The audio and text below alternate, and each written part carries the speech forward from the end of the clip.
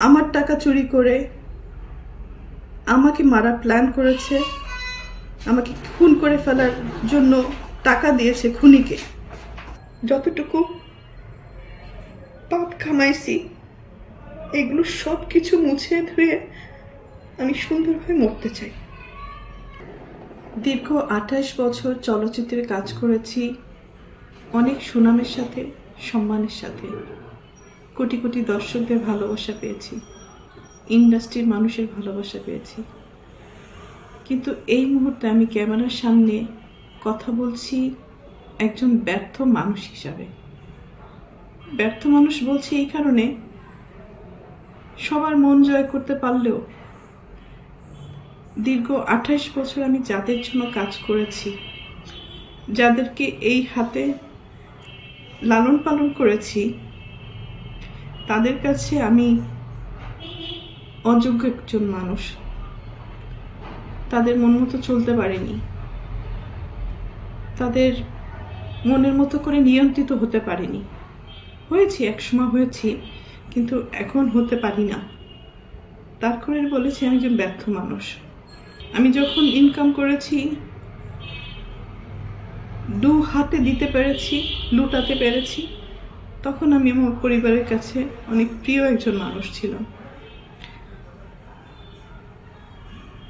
এখন দিতে পারি না, হয়তো তাদের প্রয়োজন অনুযায়ী, যার কারণে আমি এখন তাদের কাছে গলার কাটা, শত্রু এবং অপছন্দের একজন মানুষ।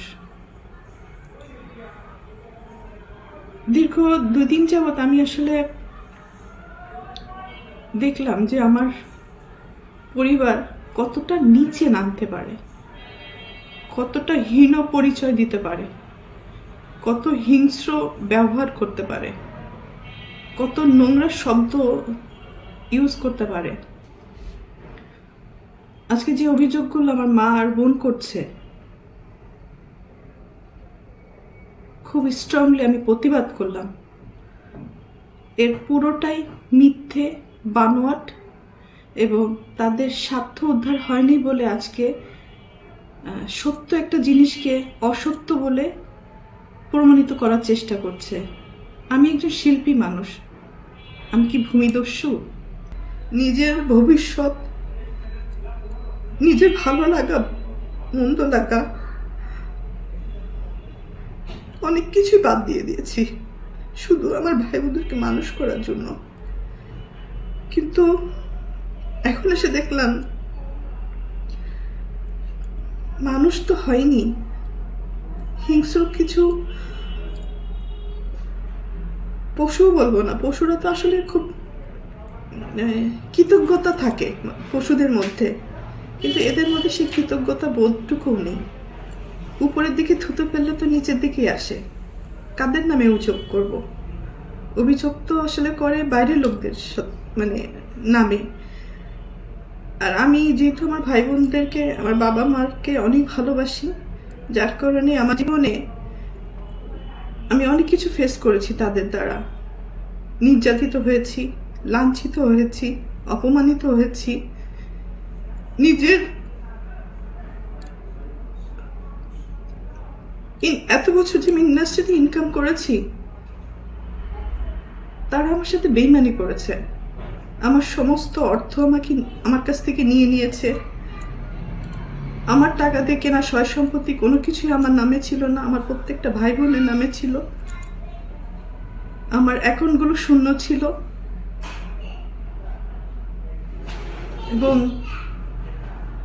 আমার গাড়ি, শুধু আমার দেহটা ছাড়া আমার কোনো কিছুই আমার ছিল না। সব কিছুই তাদের আন্ডারে ছিল। আমিও তাদের আন্ডারে ছিলাম।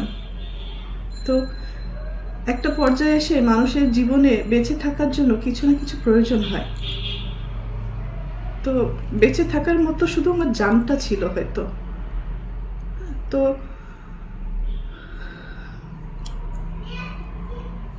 একটা পর্যায়ে এসে যখন আমি জানতে পারলাম আমার পরিবারই আমার সাথে বেইমানি করেছে, আমাকে ঠকিয়েছে, আমার সব কিছু কেড়ে নিয়েছে, এগুলো জানার পরে আমি চুপ ছিলাম। আমি যাদেরকে কোলে পিঠে মানুষ করেছে এই হাত দিয়ে, আমি তাদের দ্বারা অনেক বেশি নির্যাতিত হয়েছি। তারা আমাকে ফিজিক্যালি অ্যাসল্ট করেছে, আমার টাকা চুরি করে আমাকে মারার প্ল্যান করেছে, আমাকে খুন করে ফেলার জন্য টাকা দিয়েছে খুনিকে। আমার আপন ভাই এটার সাথে জড়িত, আপন বোন জড়িত, আমার মা। মা তো আসলে অনেক বড় একটা শব্দ, কিন্তু পৃথিবীতে